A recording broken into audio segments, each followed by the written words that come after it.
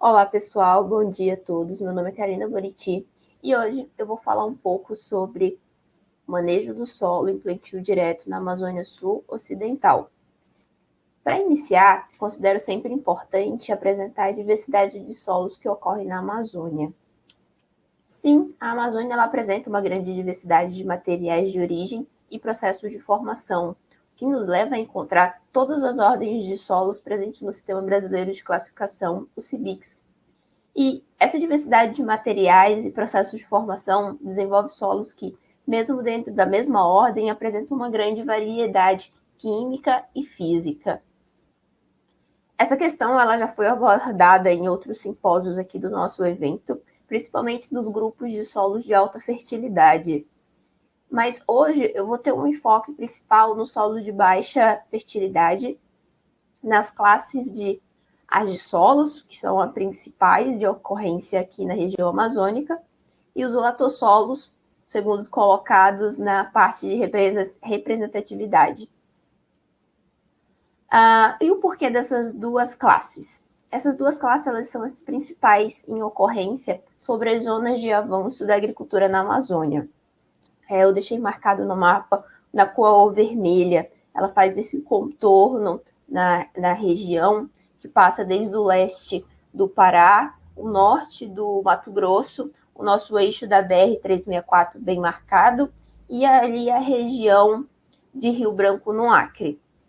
Mas, assim, de forma geral, os nossos solos eles podem ser distinguidos do restante do Brasil, visto as questões de granulometria, que aqui na região ela é dada por uma ampla variação, principalmente nos teores de argilas, que vão desde solos arenosos a solos muito argilosos.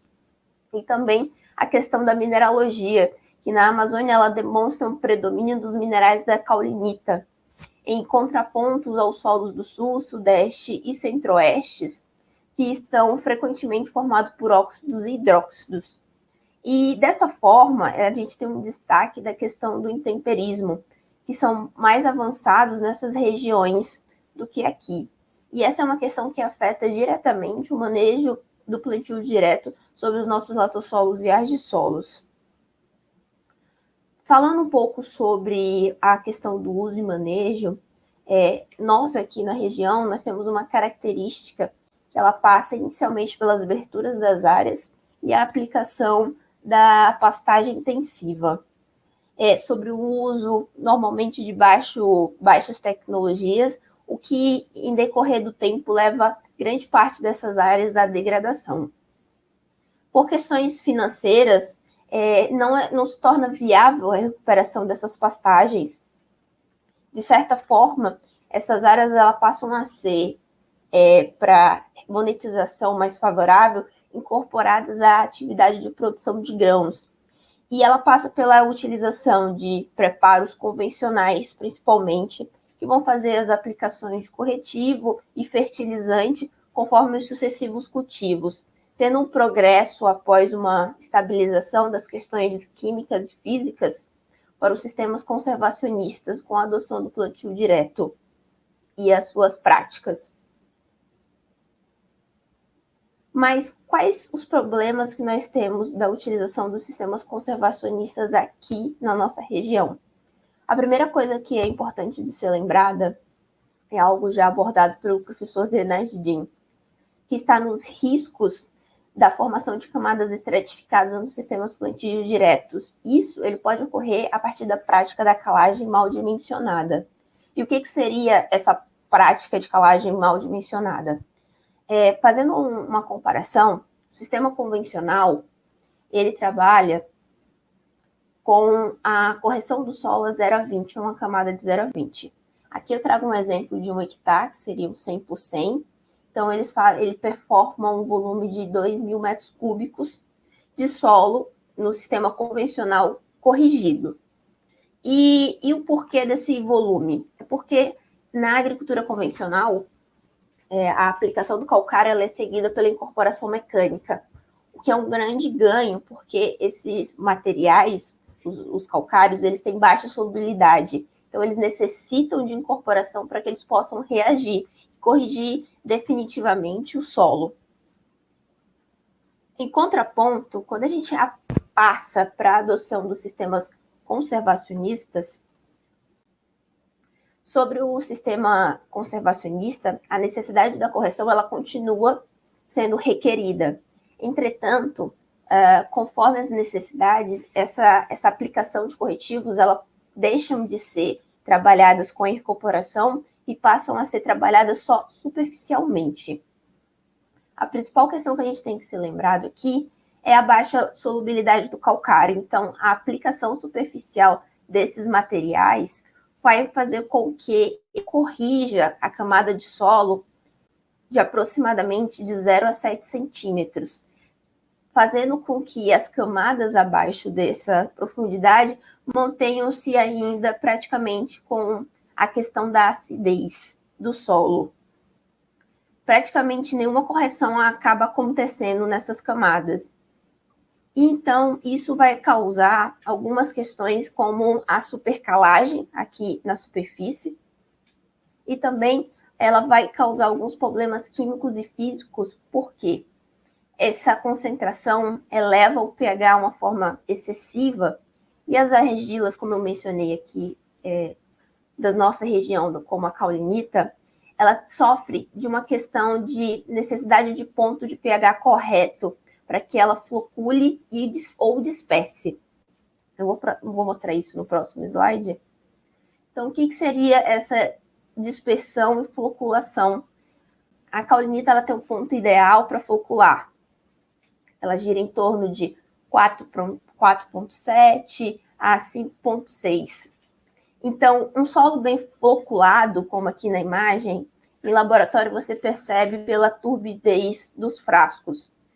Você consegue, eles são mais translúcidos em comparação ao solo mais ácido ou ao solo acima do pH ideal, praticamente às vezes chegando a uma alcalinicidade. Então, um solo bem floculado, estando nas faixas 4,7, 5,6, eles dispõem de uma estrutura. É o que a gente fala de uma estabilidade do solo. Quando a gente faz esses trabalhos de calagem excessivas, a gente está destruindo ali uma parte da física, da qualidade do solo, porque a gente vai dispersar.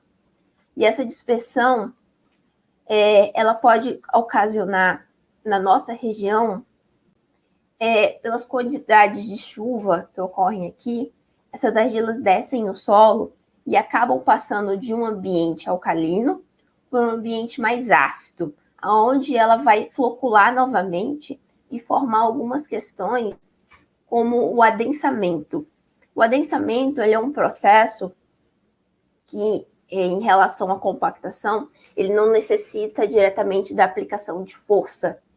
Mas quais seriam as características de um solo para a gente identificar esses problemas? Aqui eu trago um exemplo de um latosolo amarelo da região de Machadinho do Oeste. Esse solo ele tem algumas características bem interessantes, que passam desde a quantidade de argila, que nas suas camadas avaliadas elas passam de 800 gramas. Os valores de floculação dele são de 100%. E a questão da parte física dele, vocês podem observar, na camada superficial dele ele apresenta 0,89 de densidade e no máximo 1,09, que para solos argilosos é excelente. E quando a gente dá um enfoque na parte química, um parâmetro interessante de avaliar é o pH. O pH aqui foi avaliado em água e em KCl. Quando a gente utiliza esses dois indicadores, a gente pode trabalhar a questão do ΔPH. O ΔPH ele é um indicativo da capacidade de trocas superficiais dessas argilas. Quando elas estão em estágios de floculação, elas tendem a apresentar baixíssimos valores e chegando a valores em relação a zero, que seria as cargas superficiais praticamente nulas nessas argilas. E características que passam essa estabilidade, essa floculação, tem a ver com o complexo sortivo desses solos, que apresentam baixo conteúdo de cálcio e magnésio em relação a elevados teores de alumínio trocável, que é altamente tóxico às plantas, mas quimicamente é um dos melhores elementos para a estabilidade dos solos tropicais. Então, quando a gente trabalha uma calagem, o objetivo é reduzir esses teores de alumínio. Consequentemente, a retirada desses valores de alumínio causam a desestruturação desses agregados do solo. O cálcio e o magnésio, eles têm sim uma capacidade de estabilização, só que muito menor do que o alumínio. Então, para vocês terem uma ideia, seriam necessários mais de 6 toneladas de calcário para fazer uma correção na camada de 0 a 20 desse solo, o que provavelmente iria elevar esse pH, que gira em torno de 3,8, 4,1, a praticamente mais de 6. Então, seria um solo fortemente influenciado. Então, para a gente trabalhar um pouco, avaliar essas condições de supercalagem aqui na nossa região, na Embrapa Rondônia, na unidade de Porto Velho, iniciou-se um trabalho com plantio direto, em uma área que mostrava bem essa evolução da nossa região. Ela passou da década de 70 pelo desmatamento, por mais de 20 anos ela foi trabalhada com a utilização de pastagem e criação de animais. Um pouco mais de 5 anos ela foi mantida em praticamente desuso, e a partir de 2008 ela foi reintegrada à parte de produção de grãos. Esse experimento ele tem aproximadamente 1 hectare, e a gente, além de trabalhar essa questão do histórico, a gente trabalha a utilização de tratamentos para reduzir alguns fatores que seriam indesejáveis pela calagem, que é a questão do adensamento. Então, para isso, a gente utiliza a gessagem como meio de adicionar cálcio ao sistema. O gesso ele é um condicionante que não altera o pH. E, além do cálcio, ele possibilita a inserção de sulfato ao sistema. Esse sulfato ele consegue fazer pares iônicos com alumínio e reduzir a presença desse elemento tóxico às plantas, sem alterar o pH. E a utilização de um preparo mecânico, mas de baixa intensidade com escarificação. Além disso, a gente também trabalhou com 3 sistemas de cultivo para avaliar a capacidade biológica das plantas em romperem essas camadas adensadas e proporcionar uma melhoria física do solo. Então, a gente passou por um sistema de safra única, que seria o cultivo da soja. 2 safras seriam a sequência da soja com a introdução do milho e a utilização do consórcio milho mais braquiária. E também avaliar as questões de resíduos posteriores ao cultivo dessas safras. Para vocês terem ideia, como eu mencionei no início, a gente passa por uma forte influência de variações de teores de granulométricos aqui na região. E não foi exceção o nosso experimento. A gente teve, nesse experimento, uma contestação bem interessante, que passa da nossa localização, que é próximo ao Rio Madeira. Essa região aqui ela tem uma forte influência de materiais siltosos, que derivam dos Andes e são parte da formação da calha do Rio Madeira. Então, nós temos solos predominantes siltosos, com valores intermediários de argila e baixos de areia. Quando a gente avalia alguns parâmetros físicos, a gente utilizou aqui, a exemplo, a resistência mecânica para penetração, a densidade do solo, a microporosidade e a porosidade total. Eu trago os valores que apresentaram significância aos tratamentos.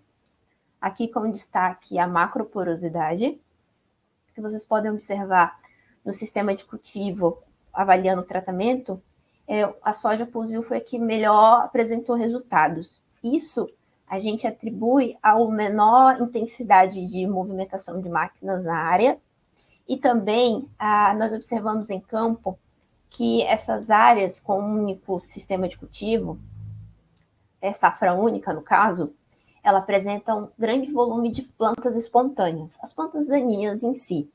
E essas plantas, elas, ao contrário de uma planta tradicional de cobertura do solo, ela tem sistemas radiculares mais agressivos. Então, eles conseguem desenvolver e se aprofundar no solo em um volume maior. Então, acaba proporcionando esses valores maiores de espaços porosos. E o efeito da escarificação, apesar dos 4 anos após a aplicação, nós ainda conseguimos identificar, principalmente na camada de 5 a 10 e de 10 a 20. E a porosidade total. Nós observamos que ele é um solo muito poroso.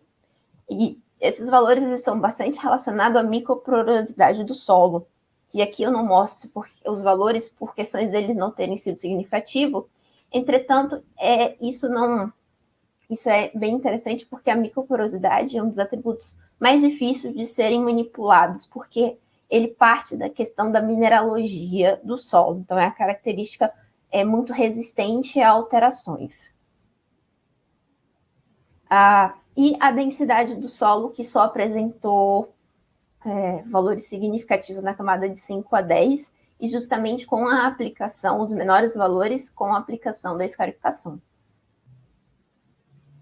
E também nós trabalhamos a parte de estabilidade de agregados, avaliando o diâmetro médio ponderado, que é uma estimativa da quantidade relativa de agregados por classe. E aqui os resultados foram bem interessantes, porque demonstra ser um solo bem agregado, com agregados maiores do que 2 milímetros. Da mesma forma que nós observamos aqui, que não houve praticamente alteração nessa estabilidade de agregados com a utilização da escarificadores. Então, eles não foram maléficos à estabilidade desses agregados nesse sistema. E também nós observamos que a escarificação ela favoreceu uma maior incorporação de carbono orgânico ao sistema, muito influenciado a possibilidade física que essa escarificação causou ao solo, que as raízes conseguissem se estabilizar e desenvolver nesses solos. Então, ela deixa resíduos dessa matéria orgânica através das raízes. E como conclusões, a gente traz que a maior parte das propriedades físicas responderam da mesma forma aos tratamentos. A introdução da soja e a sucessão com o pousio é uma prática de menor impacto às propriedades físicas. E a escarificação, ela não demonstrou ser maléfica à estabilidade de agregados e melhorou algumas questões como a macroporosidade e a porosidade total e a densidade. Eu gostaria de agradecer a vocês pela atenção e eu vou ficar disponível às perguntas e dúvidas. Obrigada.